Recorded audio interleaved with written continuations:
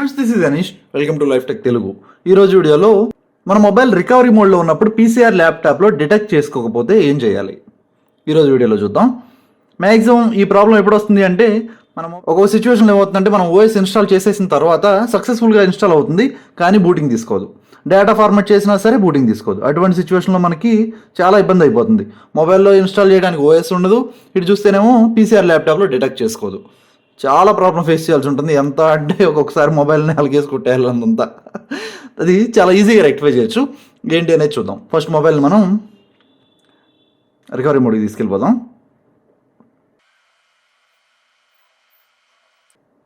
Recovery open అయింది కదా. ఇప్పుడు ల్యాప్టాప్ కనెక్ట్ చేస్తున్నాను నేను. ఆల్రెడీ కేబుల్ కనెక్ట్ అయి ఉంది.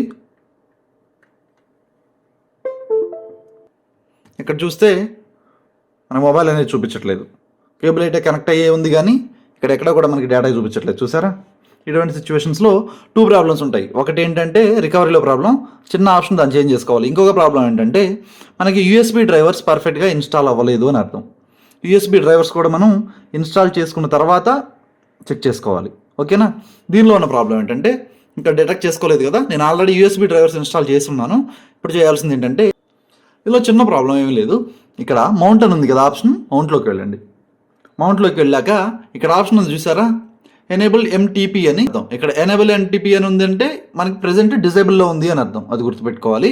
దీన్ని ఎనేబుల్ చేయాలి. చూసారా? నా ఇక్కడ డివైస్ డిటెక్ట్ చేసేసుకుంది, ఆటోమేటిక్గా వచ్చింది. చూసారా? చాలా సింపుల్. అంటే ఇక్కడ డిజేబుల్ అని ఉంది అంటే మనకి ఎనేబుల్లో ఉంది అని అర్థం. అంటే ఇది మీకు డిజేబుల్లో ఉంది ఇక్కడ కనిపిస్తుంది అంటే, అయినా డిటెక్ట్ చేసుకోకపోతే అప్పుడు మీరు ఏం చేయాలంటే యూఎస్బీ డ్రైవర్స్ ఇన్స్టాల్ చేసుకోవాల్సి ఉంటుంది. ఓకేనా? ఇక్కడ కూడా చెక్ చేసి చూద్దాం. చూసారా? ఇక్కడ నాకు స్టోరేజ్ అయితే క్లియర్గా చూపిస్తుంది. చాలా సింపుల్ కదా. ఈరోజు వీడియో అయితే ఇది. వీడియోని లైక్ చేయండి, ఛానల్ సబ్స్క్రైబ్ చేయడం మాత్రం మర్చిపోకండి. నెక్స్ట్ వీడియోలో మళ్ళీ కలుస్తాను. అప్పటి వరకు బాయ్.